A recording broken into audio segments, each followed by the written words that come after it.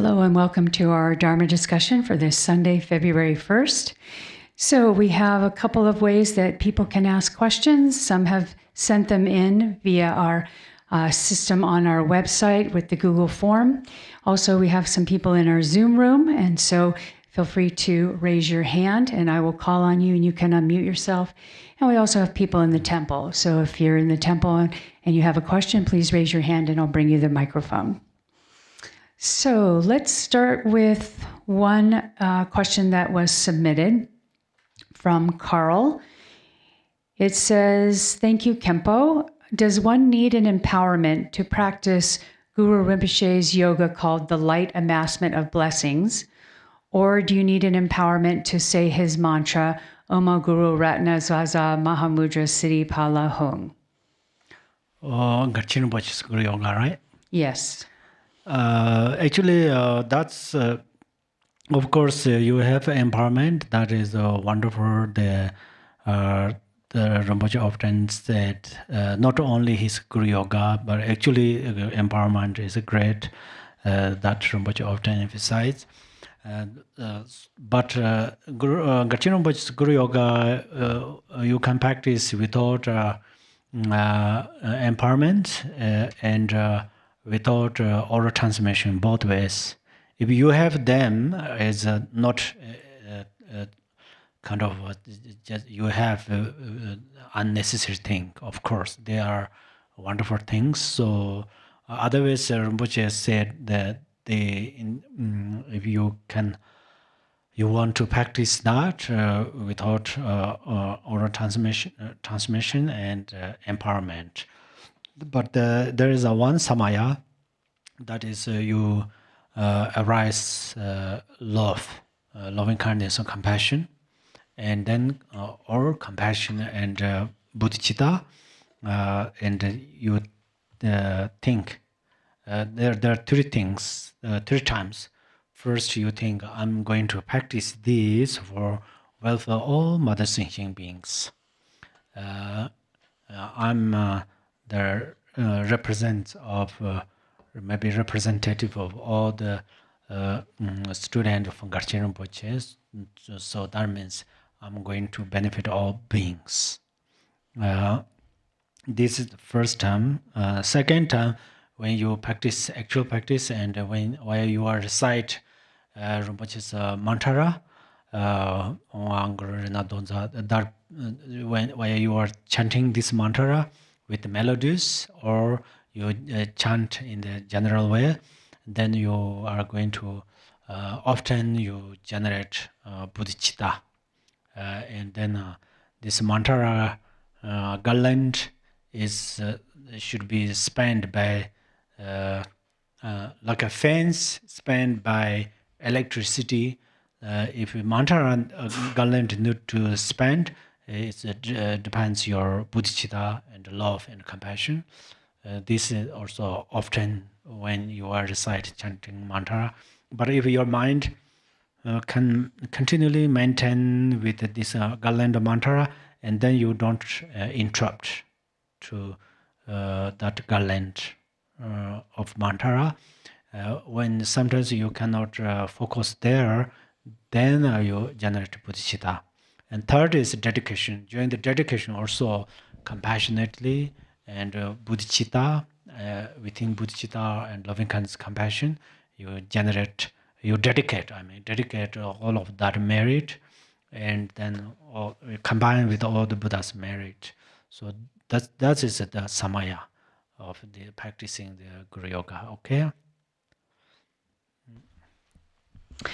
Wonderful. I don't see any hands up in the Zoom room. Anybody in the temple? Yeah. Hold on one moment.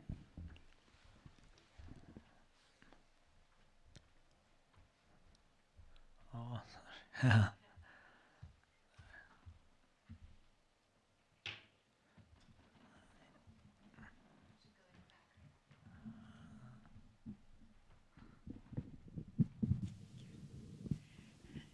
Thank you, Khenpo. thank you. When I look back on my life, being younger, in the decisions I was making, I have a lot of regret. And there is a lot of that feeling of regret and not liking the decisions, whether they were from self-grasping and really having a lot of self-judgment. And I'm finding that very hard to break out of that state of regret and self-judgment. It really interferes with being able to have that self-love and bodhicitta.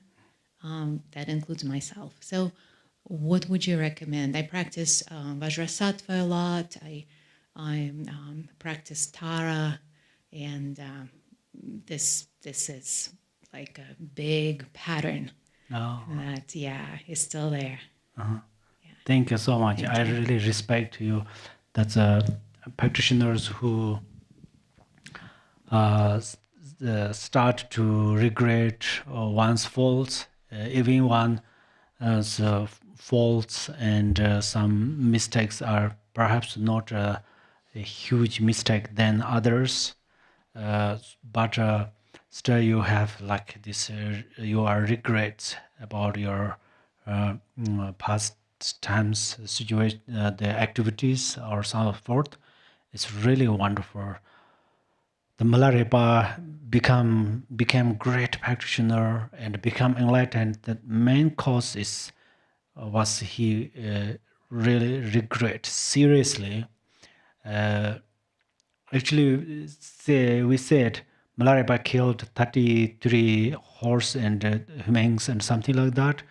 But in the reality, he did not use even knife to kill that, and he did not use any kind of weapons or something like that to kill them, but he recited some negative mantras, like a black mantra, it's called black or something, black magic mantras, magician. Or so then he believed, oh, because of his power, then or the clips the house, sailing a roof of house, and then it kills many um, beings there.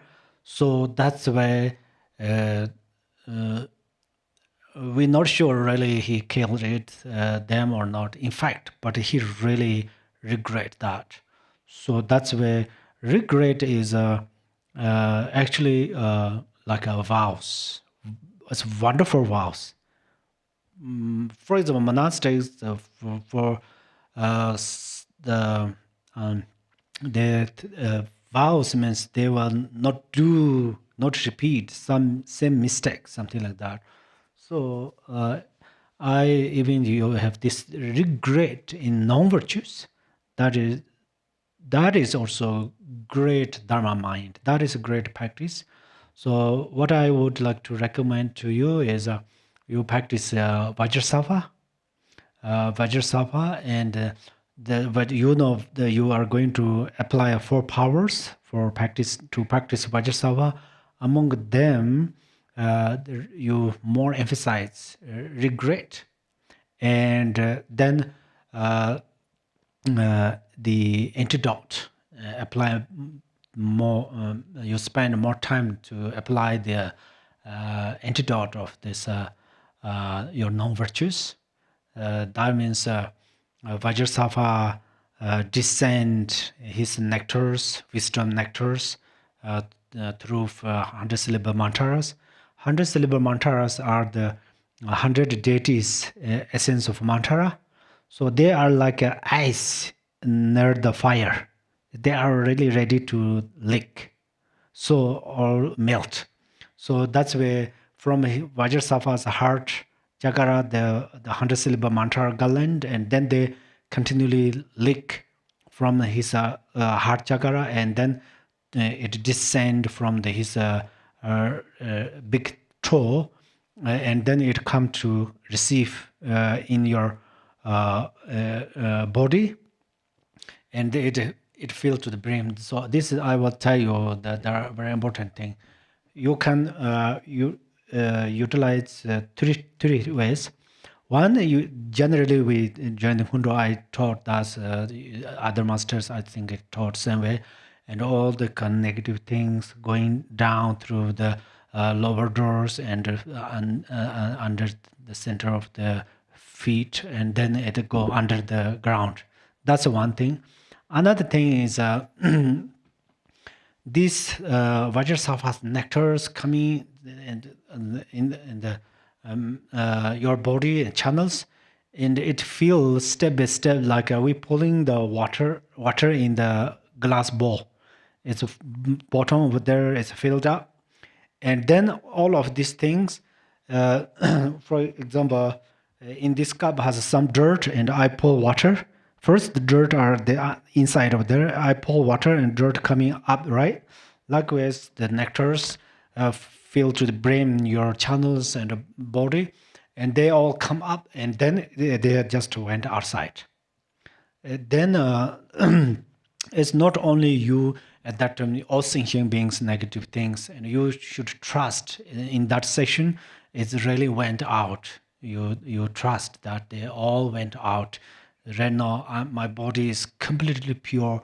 My mind is completely pure. The kindness of Vajrasattva, you think, and then the second section you repeat that way, and then main thing is you the regret. You apply the regret towards your non-virtue, and then only the one thing to make clarify is that regret arise. Oh, I'm not a good person, and then you don't look down by yourself. I'm not good person. And you don't criticize by yourself. And whenever you start to regret about your past actions, and that means I am going to apply Vajrasattva.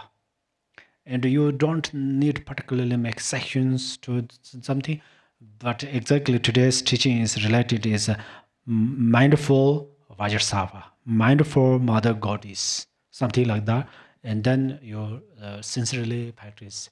So then there says non-virtues has not good qualities, but it has a single quality. That means we can purify them. Okay? Thank you so much. Oh, yeah. All right, and we have a question from the Zoom room. Michelle is the first one. Please unmute yourself. Hi, Khenpo. hello. Two questions for you. Yes. The first one is I've been doing a lot more smoke offering in the morning, and I was wondering what your thoughts on the Ribo Sangcho are, as opposed to the smoke practice that maybe Garchen Rinpoche does. And then the second question is I'm doing the accumulations for the Yamantaka, and I was wondering what the relationship between that Manjushri is and the Yamantaka. Oh, yes. Thank you so much. So, smoke offering actually, Ruva Sanchu is also included right now what we have practicing the smoke offering. So, the smoke offering is the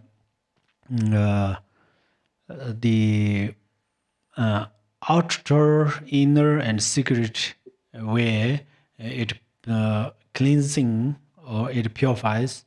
So outwardly, the stars. There are actually 7 special stars. Usually, what we say, and then the other stars and the day and the moon. Moon is included there, maybe, and so they have the friend group and opposition group. That means the enemy groups. So enemy group, for example, in the astrology, for example, 5 fingers, we say wood and then material and fire and water, so forth. So if this good, the friend part being together, then everything is good. And if not good, like enemy part being together, then it's sometimes we have some obstacles. For example, the day to cut the hair, day to cut the nail, day to build the new building, day to move from one house to another house. There are lots of things. That means our inner elements and outer elements related. So sometimes, my main answer is, sometimes the day is not good day, like a fire and water being together. Fire, water are opposite. So then, but we are going to start some new things. So then we already have some thought. Oh, today's my activity may not going well because these elements are opposition elements are being together. So you recite this smoke offering, and then it fixed. Fixed means, for example, strong fire, small water here, and they being together. That means then fire start to dry up the water. But when you chanting smoke offering, the fire's energy little bit low, water's energy little bit comes up, and they balance, and then your activities goes well. Then inner thing is, it says in the smoke offering, sometimes our mind is completely fog, like unclear. Even sometimes the car's key, motorcycle's key is in the hand, but still search, where's my car's key, my motorcycle's key, and then ourselves, we are angry by oneself, and we open all the drawers, and we take out all the clothes everywhere. So we are very kind of ignorant or some foggy. So that is inner, because it's related to some breakage of samaya. So then smoke, recite this smoke offering. It also helps to remove that fog from our brain or our mind. And then the secret way is it's directly support to purify the imprint of negative karma, so forth. So that's why smoke offering is important. And then especially usually we say, oh, I can see, smoke offering is for the spirits, gods, but I can see. Usually we say that. But if we focus in details in the smoke offering, it says, sometimes you see mountain gods as a deer. Sometimes you see water god as a fish. Sometimes you see some other spirit god as a human. Oh, I never see that person before, but it's pretty strange. I suddenly see it. But you don't want to say you are special, you are spirit, something, but you recite these prayers. Sometimes they're not harm to you. That it does not mean whenever we see them, they start to harm to us. It does not mean. Sometimes they come to us to support to our practices, support to remove some obstacles. So then we are going to cooperate with them. So we chanting the smoke offering, and then their support come to us very soon, or something like that. Then second answer is Manjushri and Yamitaka is Yamitaka. Manjushri is wisdom Buddha, and then Manjushri benefit all sentient beings, but then sentient especially in degenerative time, many sentient beings like strong negative emotions like anger and jealousy and ignorance, they are combined together, and then many people act through this way, and then all the climate pollution, they also changed, and then people's point of view completely start to change. Before that, know the harmonies, compassion, and the peace. These values are wonderful, and then slowly everybody's mind changed as start to killing each others or destroy each others. These are very important, and everybody's perception completely changed. So that's why then what happened is then people's life becomes very short. Usually, peaceful Manzushiri helps to waking up and practice or the value of Dharma, value of compassion, value of the meditation, value of helping each others, and so forth. So this is and then especially the realizations, the profound realizations, we see the value, and then we try to gain these realizations. And then during the Yamitaka, then Manzushiri stand up in the wrathful way. And then we see a lot of Yamitaka.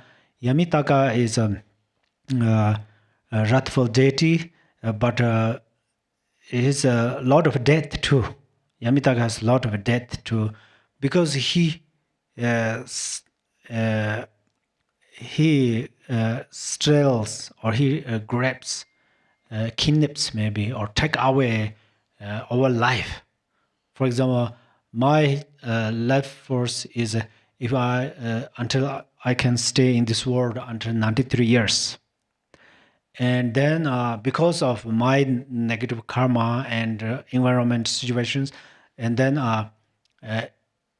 usually my life force is in 93 years, but some obstacle I don't have. If I don't have another kind of a particular cancer or another disease, but it's possible like a car accident, another natural disasters.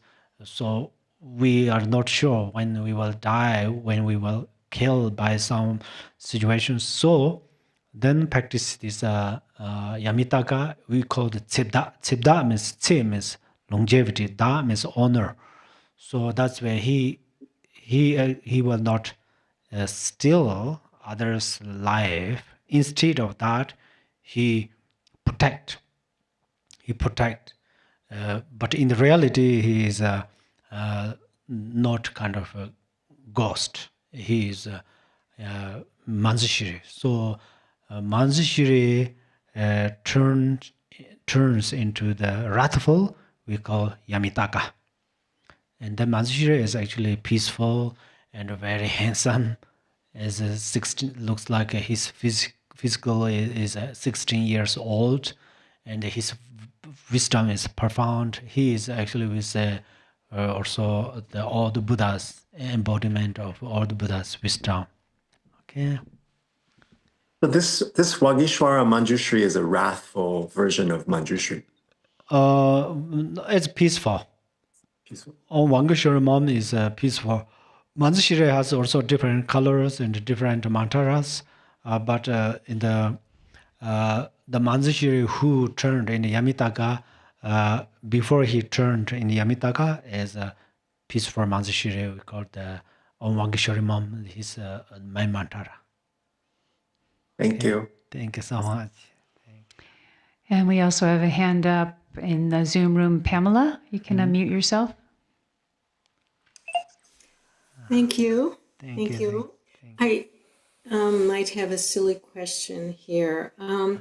When I am not distracted in meditation or Gandro, I've noticed that I have this very subtle kind of rocking.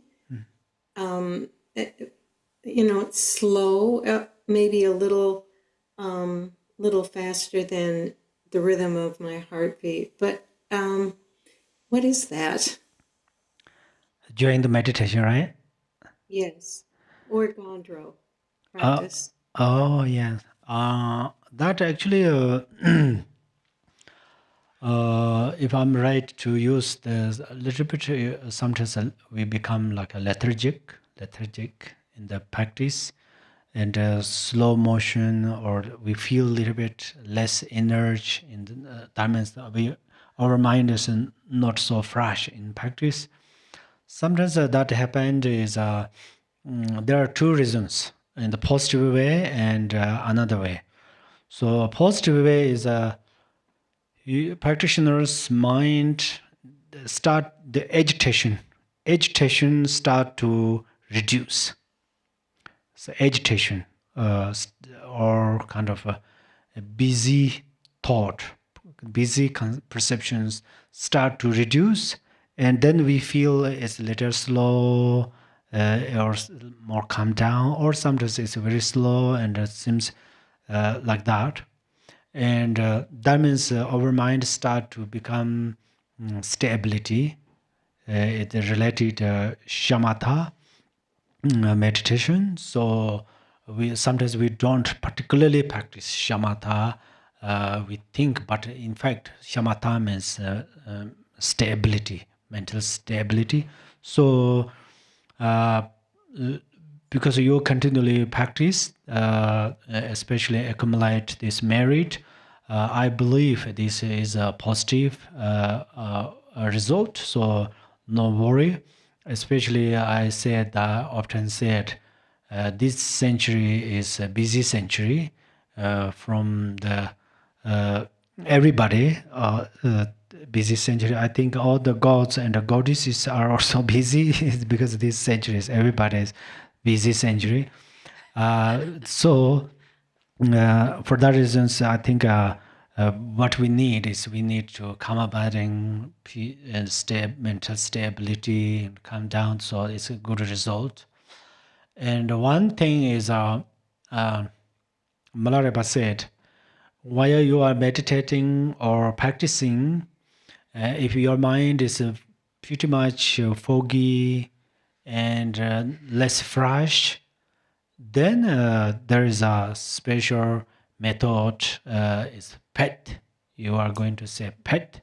So in his words is Namto Jingwa Dupa Nankpek. That is inner pek. So the Jingwa means a little bit kind of a drowsiness, drowsiness maybe, or dull. Drowsiness? Yeah, drowsiness. Tiredness, drowsiness. Yes, not 100% sleep, but kind of sleep, right? A little bit. It's like there says, after we drink water, after drink water, we eat yogurt. It's like it's a zar mukpe tamra. Zar means mountain, rock mountains. Mukpa means fog. It's covered like by some rock mountain covered by the fog. So that means is our mind is unclear, something not very sleep, but not completely falling asleep, but our mind is unclear. So what should you do is the PET is the best one, easy one and best one. And sometimes you say PET, and if your neighbors, roommate are okay, you say PET. PET is a special mantra.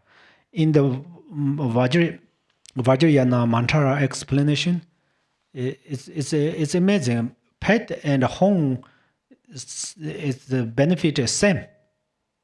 Actually, it's very profound.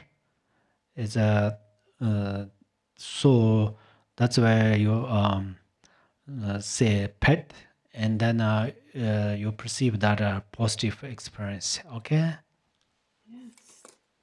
Thank you. Thank you so much. I appreciate it. All right, another question that was submitted. This is on smoke offering, which we've been talking about before.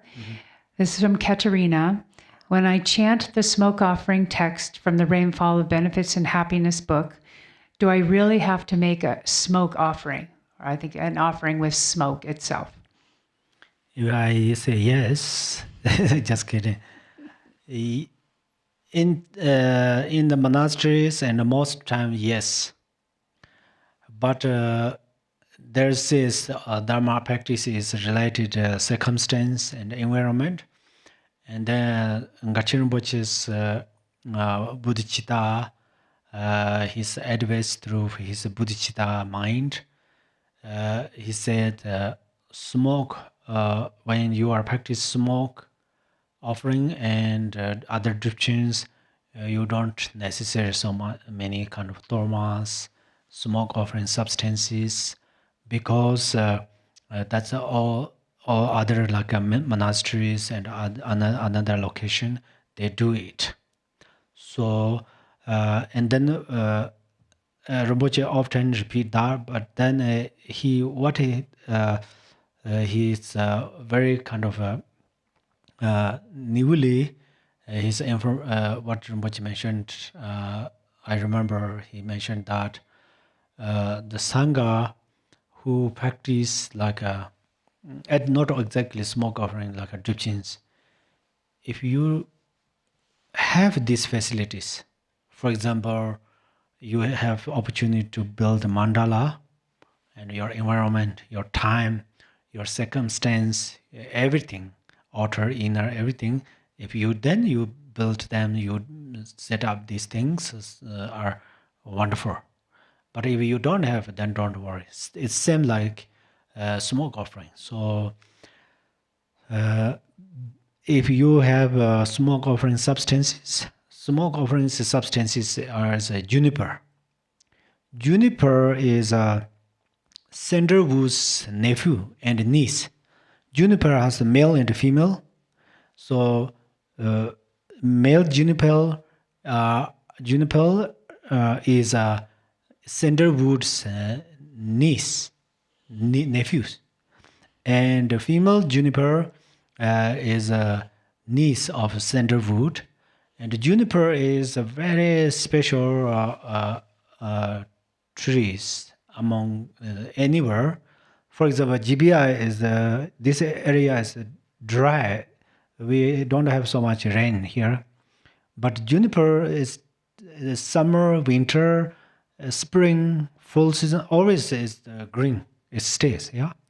So and it's not easily damaged and so forth.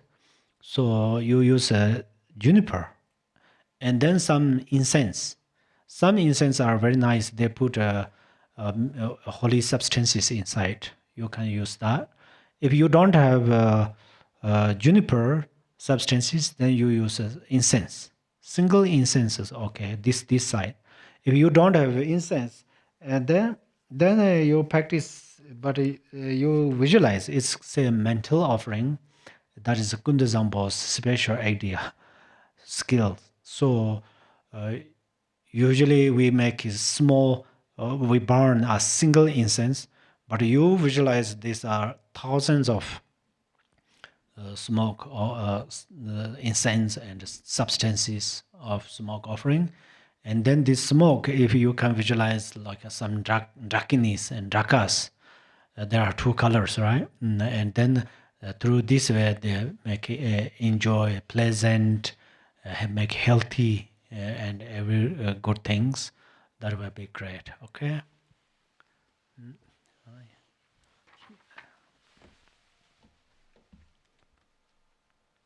Yeah.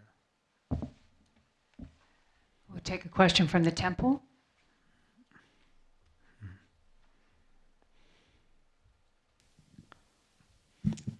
Thank you so much, Khenpo. Thank you. So for those of us who may be participating in the upcoming Yamantaka retreat, so His Eminence Garchen Rinpoche offered the empowerments via video from a few years ago. Yeah. And in part one, he was very complimentary about your knowledge and understanding about the four wheels of Yamantaka teachings in particular.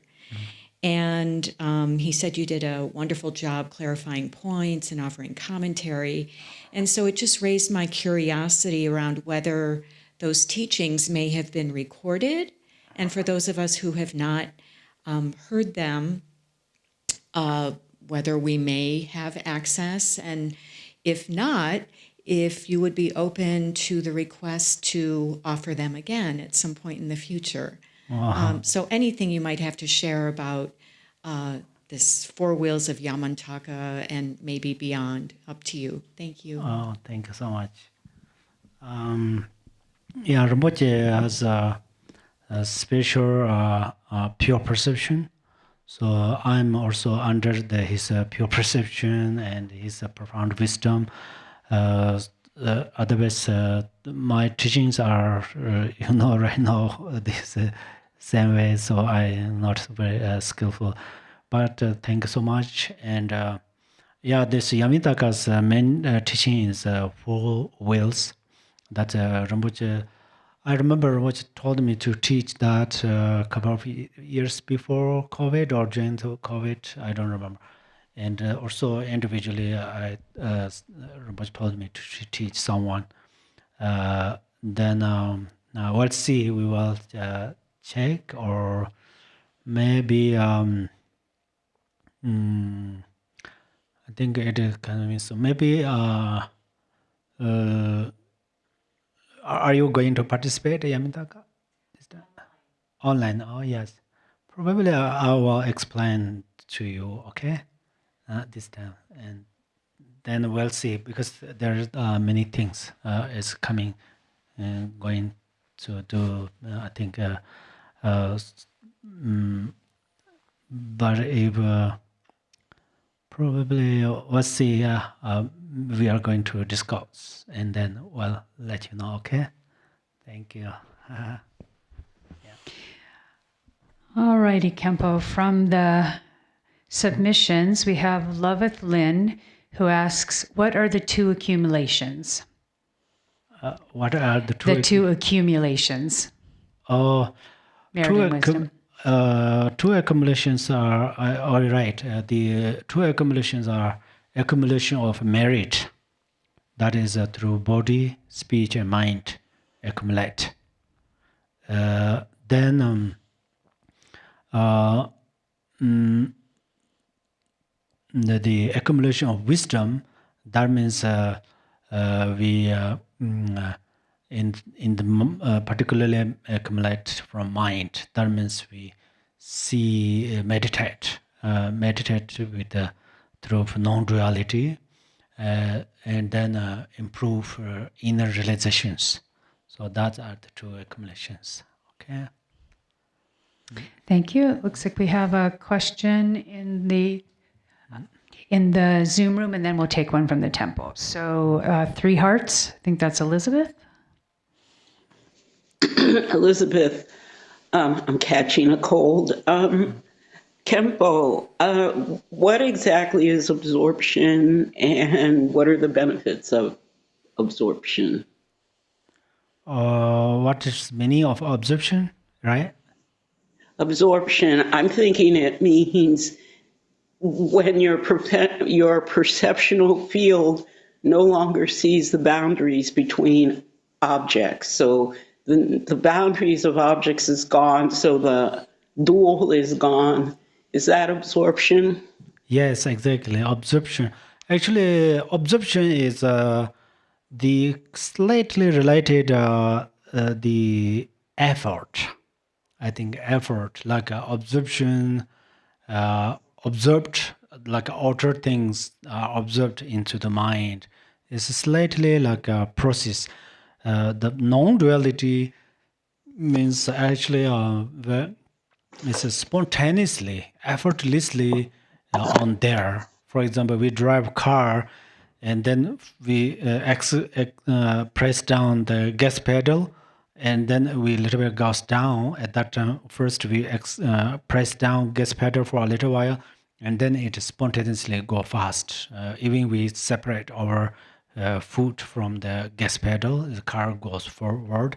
Something like non-duality is they are absorption, are they are very similar, but still they are a little bit different things. This absorption is there is a effortless absorption, but non-dual means completely effortless. That's where it will a little bit profound than the absorption.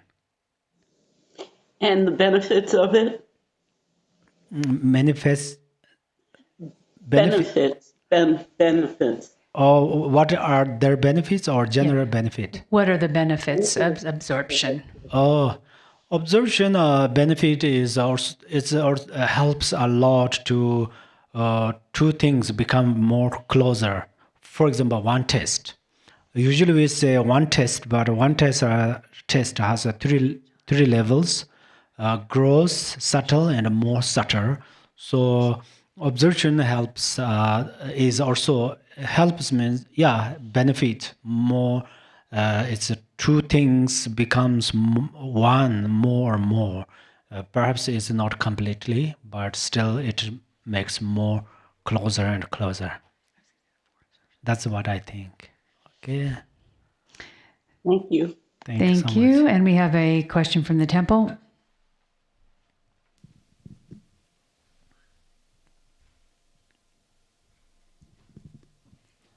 Thank you so much for answering my question about regret, about non-virtuous actions. That was very helpful. And I have two other kinds of regret that are different. One kind is I'm looking back and I'm second guessing my decisions. Like for example, I moved to a different place. And after the move, some good things happened, but then some challenges happened. And I'm thinking, oh, maybe I shouldn't have moved, right? Maybe that was a bad decision. Okay, so that's one kind of regret. And the second kind is when I look back and I go, oh, in that moment, I had intuition, I had guidance, I felt I should have done this. And now I have evidence that I missed an opportunity because my rational mind kicked in and it said, no, right? Don't take action.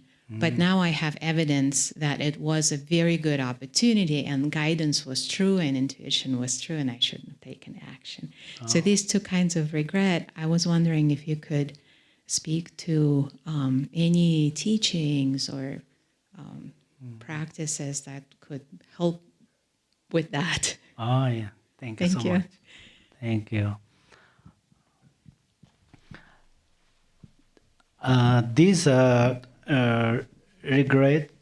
This regretting is occurring with many people's life, I think. In my life too, sometimes I happen like that. Oh, I did not do that, something like that. It's not exactly sometimes related to the non-virtues, but even like something. And but then after a week later, and then it's no problem. Oh, what I did is okay, something like that. The result comes. As you said that actually, if the before the first answer to your first question is before you make a decision, like you move one place to another place, you think little bit research or your situation, environment situation, whatever. You a little bit think more before you make a decision. You a little bit research or you think more, and then you feel okay. That's I'm going to move, and then after you start to move, and then you think means you promise that after I moved from this place to that place, even I happened something, and then I will not blame myself. So that's you promise. You do promise by yourself. It is very helpful. Then sometimes you possible you breaking this promise, but it's less effect in your mind. Then another one is as you say, you have some evidence that you after you moved there or you did that and that happened. Then you think it's a karma. So that's where the main thing is before the both answer to both questions. Before you move from one place, for example, or make decision, think more, and then after think everything, and then you decide. Okay, it's three jewels, Buddha, Dharma, Sangha. may protect me and same like my situations, everybody. And then after you decided that, make a decision, and then still if something happened and then you have some evidence and something, then you think, oh, this is really karma. The karma is actually very special. There is a story. There was one person, one man, long time ago, one man, and then one day he went to meet his lama, guru, and his guru has a special clairvoyance, and he says, today is your life's obstacles day, so you must be careful. He told to that person, and then he thought, okay, then today is my serious day. He stay inside whole day. He stay inside, and then after almost sunset, then he, of course, he was inside, so he did not know how much time. It's a pretty ancient time, so no watch or something like that. And then he opened the window. Even he could not go out from his door. He opened the window and he looked at the sun. Where is the sun in the west mountain side or middle of the something? He just looking like this way. He just put his head just pull out from the window. And there is some vulture. Vulture, he carries a bone, the animal's bone, and he float through there. And his fall down, he attacked on his head, and then he finished his life. There's actually say like that. So that's where it's karma. So the karma, so if you have some evidence or something, you think, oh, that's my karma. So then you more trust in karma. And then, so perhaps that will become your Dharma teacher, great Dharma teacher to understand karma. The Dharma teacher's main responsibility is the student need to understand karma well and trust karma well. That is really the skillful, the profound knowledge, the Dharma teacher. So that's very important. Perhaps this your evidence will become really good Dharma teacher. Okay, thank you.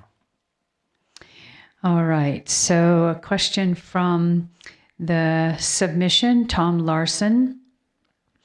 In the sadhana of Red Chandrese Mahakarika, Guhya Samaja, page 2, it says, profound path that brings about the Vajra body in one life. The question is, what are the signs of realization of the Vajra body, and how can we know if we are on the path to realization in one lifetime? Vajra body is a there's a actually the last time I explained another way.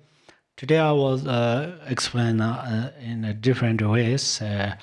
So Vajra body is what is a Vajra body is a bindu or bindu. Actually, Dharmakaya relax. Dharmakaya relax means there are many relax, bone relax, and different types of relax. But Dharmakaya relax is actually come from bindu. So Vajra body means there in our heart. In our heart, the father's wet drop and mother's wet drop divided into four like a piece. Gross father's drop is here. Gross mother's drop is in the area navel.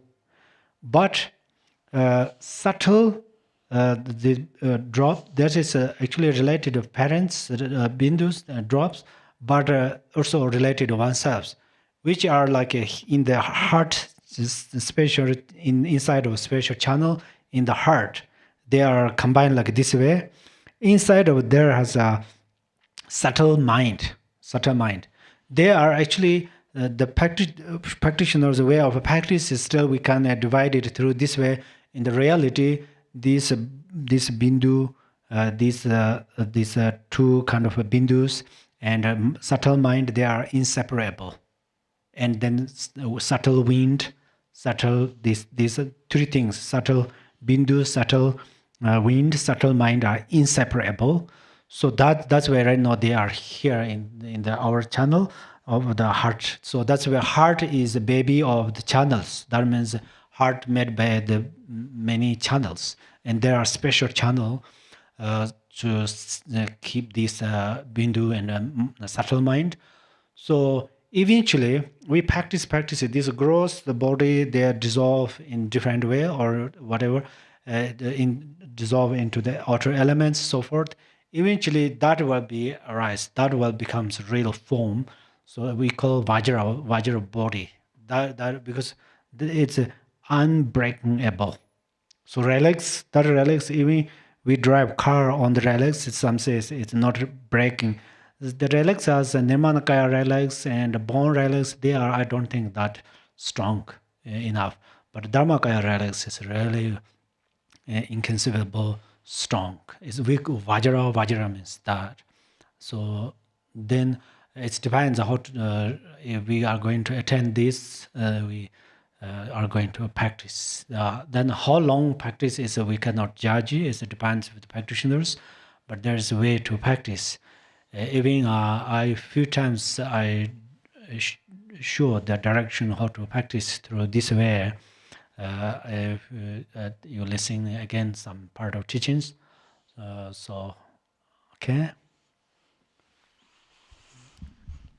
All right. Anyone in the Zoom room or temple have a question?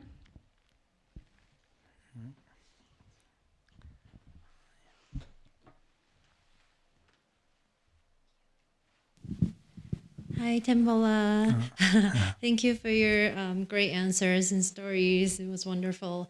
I was just wondering, there's a small question about mantra accumulation for Yamantaka, because I know Manjushri have so many mantras. I was just wondering, why do we choose that mantra? Has a specific meaning to it? Oh, Thank yes. you. Thank you. Yes, usually Manjushri's mantra, as you said, there are many mantras, but the most time what we recite is Om Arapasanadi.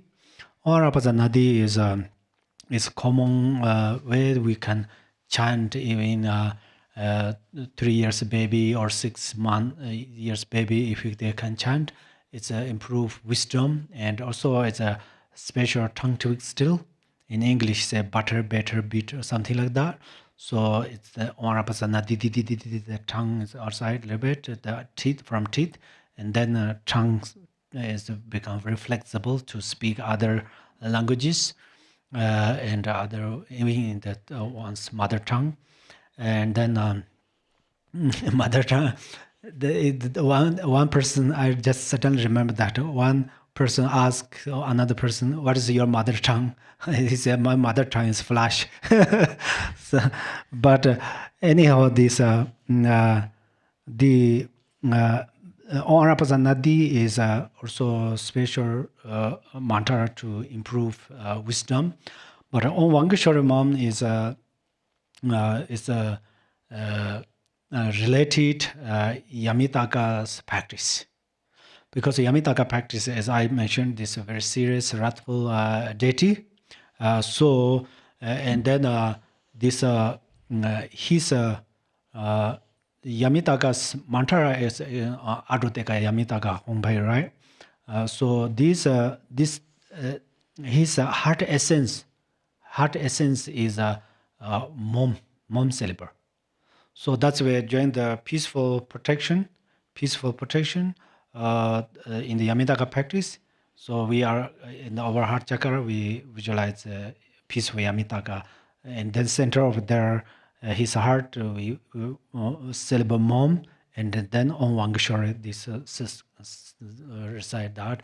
And then during the repelling practice of Yamitaka, we changed this drum hung. We changed this mantra, and then at that moment, during the peace protection sphere practice, at that time, peaceful Manjushri and all the Yadam deities looking facing towards us, and then repelling section, they just turned into wrathful, and then they're facing our side.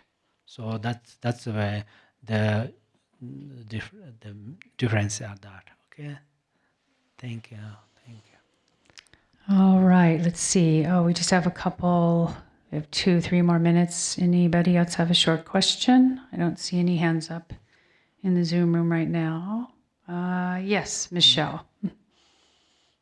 Oh, one question, Khenpo, also. The reason that I was doing smoke practice is because of Garchen Rinpoche's lecture series on protector practices. And I was wondering if the smoke counts as part of that, or is there a shorter protector practice that we can do that's like 1 page? Protector or smoke? So during the protector teachings, I think several weeks ago, I think Garchen Rinpoche was saying that you should do protector practices, but that the smoke offerings were okay too. Or did I misunderstand that? Actually, yes, Rinpoche mentioned this short part of protection recitation.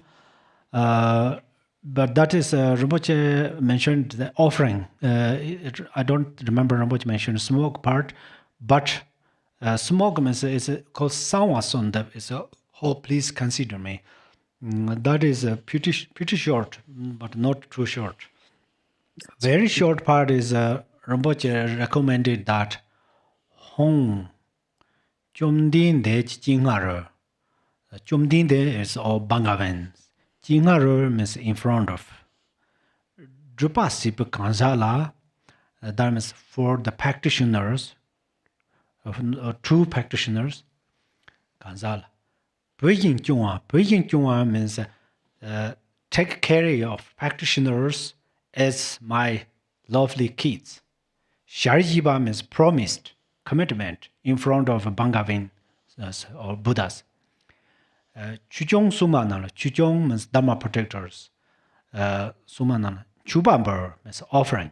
So Rinpoche recommend that. I think then actually that is smoke offering means offering. So it's offering. That is Dharma protector. That's Rinpoche recommended. So that's we always chanting in the monasteries before tea, breakfast or lunch, or any times before we have make new tea, we chant that. This recitation is in the Dharma Protector Blue Book. It's last the page, right before we recite this 100-syllable mantra of Wrathful. But there we are going to change auspicious. That is on and offering is we just adjust. Then otherwise is same. Okay. So is there a short Dharma protector practice we can do? Because the one you have is like several pages long. Yes, that right now I mentioned that is a short one, and same like there's also that is also this Dharma book protectors, the second last page, the bottom of there. After you then there are only 4 sentences. That is actually all the Dharma protectors brief Dharma protectors prayer. So you also can chant that. Okay. Thank you so much. Thank you. Thank you, everyone, for joining us for this Dharma discussion today. Just a reminder that due to our Yamantaka closed retreat that we'll be hosting, the next Dharma discussion will be February 22nd. We'll have 2 weeks without. So send your questions in, please, and we will have those ahead of time, or we'll see you on the 22nd for our Dharma discussion at that time. I'll let you unmute yourself and say thank you to Khenpo. If maybe Khenpo wants to do a dedication first. Yeah. Oh, yeah. Thank you so much. This page number 28, there's a... Actually, I mentioned this morning that part, but it's a different Dharma listeners. Maybe it's better to hear. The page 28, we often recite this. So, may bodhicitta, the precious and supreme mind, arise arise in whom it has not yet arisen. Where it has arisen, may it not decline, but ever increase higher and higher. There are only few sentences, right? But it is 10 chapters of Shantideva's Buddhachaya avatars included there. So that's why this prayer's dedication is very profound. So please let us chanting this together, okay? May Buddhachita, the precious and supreme mind, arise in whom it has not yet arisen. Where it has arisen, may it not decline, but ever increase higher and higher. Thank you so much. You have a wonderful time. It's wonderful questions, you all. Thank you, thank you, thank you, thank you. Your questions are really profound teachings. Thank you. Thank you, Tashi. Thank Thank you, Dana. Thank you, Khenpo. Thank you, thank you. Thank you. Thank you so Thank much. you very much, Kampola. Oh, thank you. Thank you. Have a wonderful retreat. Thank you so much. Thank you. Thank you, thank you. Tashi Delay, Losar, happy Losar coming up before we see each other again. Yes, thank you so much. You all.